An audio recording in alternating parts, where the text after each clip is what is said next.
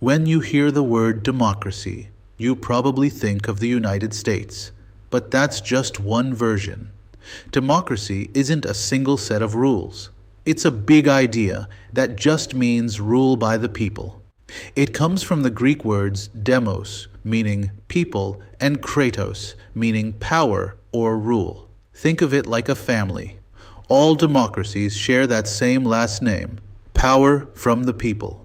But they all look and act differently, just like brothers and sisters. Some are presidential, some are parliamentary, some are monarchies. And we're going to explore how all those different forms work. The single most important idea in any democracy is popular sovereignty. It sounds complicated, but it's super simple. You know how in a company there's a CEO or a boss? In a democracy, the people are the boss. All of them, together. The government isn't your ruler, it's your employee. It only has the power that the people agree to give it. This idea, sometimes called consent of the governed, is the foundation for everything else.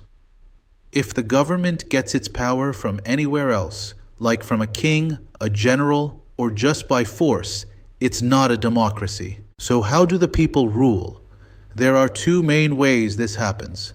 The first is direct democracy. This is where all the citizens get together and vote on every single law.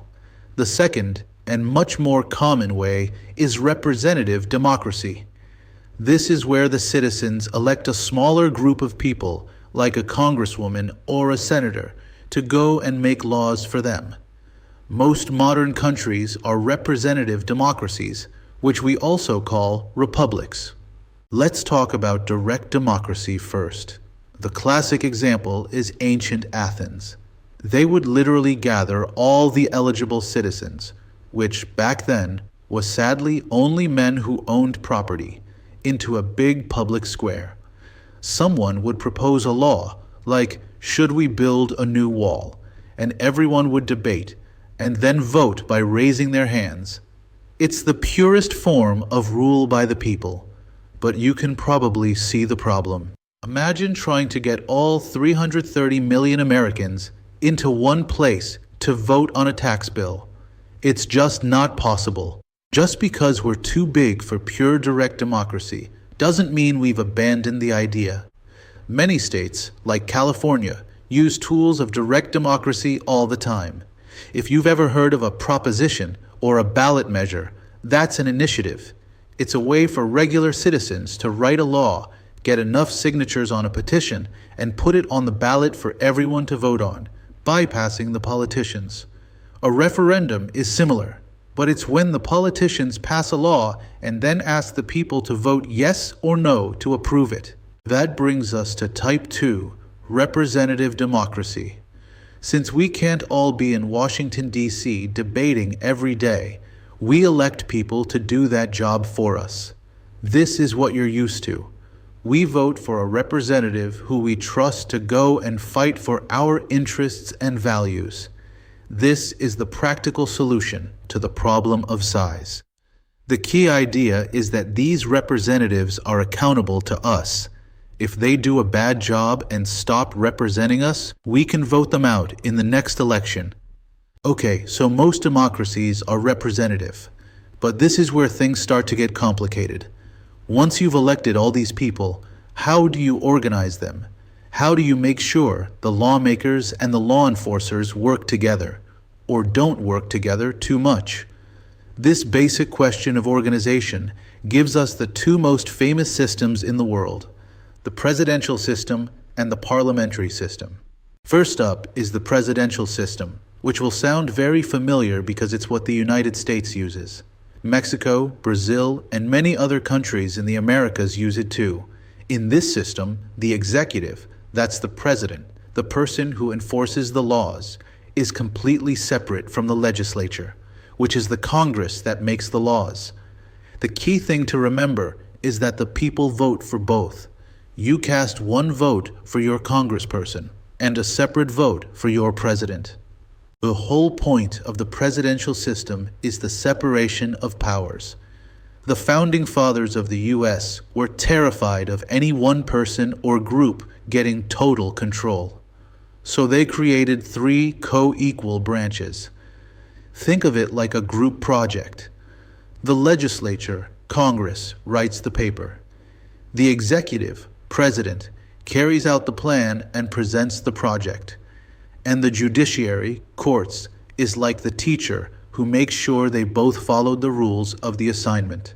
Each branch can check the others. The president can veto a law from Congress. Congress can impeach the president. The courts can declare a law unconstitutional. This system has big advantages and big disadvantages. The main pro is stability. A president is elected for a fixed term. In the US, 4 years. You can't just fire them because they're unpopular. This gives the country a stable leader. The main con is gridlock. What happens when the president is from one party, like a Democrat, and Congress is controlled by the other party, like Republicans? They can't agree on anything. They block each other, and sometimes nothing gets done. The government just stops. Now, for the other big system, which is actually more common around the world, the parliamentary system. You see this in the United Kingdom, Canada, Germany, India, Japan. The list goes on. In this system, the voters only vote for their members of parliament, their legislators. They do not vote for the top leader, the prime minister. Instead, the political party that wins the most seats in parliament gets to form the government, and the leader of that party automatically becomes the prime minister. Instead of separation of powers, a parliamentary system has a fusion of powers. The executive branch and the legislative branch are fused together. The prime minister, the top executive, is also a member of parliament, the legislature. The entire executive team, called the cabinet, is also made up of members of parliament. Think about it. The team that makes the laws is the same team that enforces the laws. This has the exact opposite pros and cons of a presidential system.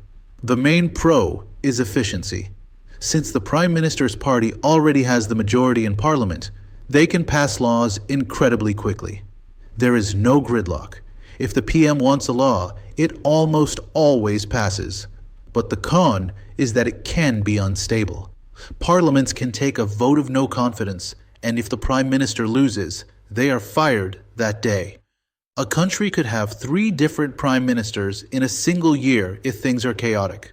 Some countries, like France, looked at these 2 systems and said, "I'll take one of each." They created a semi-presidential or hybrid system. They have a president who is elected directly by the people, just like in the US. But they also have a prime minister who is chosen from the parliament, just like in the US. They split the job. The president usually handles the big picture stuff like foreign policy and the military, while the prime minister handles the day-to-day business like taxes and healthcare. Okay, let's switch gears. That first question was about how power is organized. The second big question is, who is the head of state? This is the formal, symbolic person who represents the entire nation. It's different from the head of government, who is the person who actually runs the government's day-to-day operations. In the US, the president does both jobs. But in many countries, these 2 jobs are done by 2 different people. This brings us to the word republic. A republic is simply any country where the head of state is not a king or queen. The United States is a republic. France is a republic. Germany is a republic. In the US presidential system, the president is both the head of state, greeting other leaders, signing treaties, and head of government, running the country. But in a parliamentary republic like Germany, the president is just a symbolic, ceremonial figure, while the chancellor is the head of government who holds all the real power. This is how you can have a democracy that also has a king or queen. It's called a constitutional monarchy. Think of the United Kingdom, Japan, or Spain. They have monarchs, but those monarchs are head of state only. They are a symbol of the nation, a tourist attraction, and a figure of unity. But they have zero real political power. The person who runs the country, the head of government, is the Prime Minister, who is chosen through the parliamentary system. So, the UK is both a parliamentary system and a constitutional monarchy. One last question for sorting democracies. How is power shared geographically? Does the national government have all the power, or do the states and provinces have power too? This gives us two more forms, unitary and federal. A unitary state is a country where the central national government holds the vast majority of power. Think of France or the United Kingdom. The national government in Paris or London makes the big decisions and can grant powers to local regions. But it can also take those powers back at any time. The local governments are subordinate to the central government. It's a top-down system. The opposite is a federal state, or a federation. This is the system in the United States, Germany, and Canada. In a federal system, power is divided between the national government and the state governments. And this division of power is written right into the Constitution. The U.S. federal government can't just decide to abolish the state of Texas. The states have their own powers that the federal government cannot touch. This creates a constant tug of war, but it's designed to keep power from being too concentrated in one place.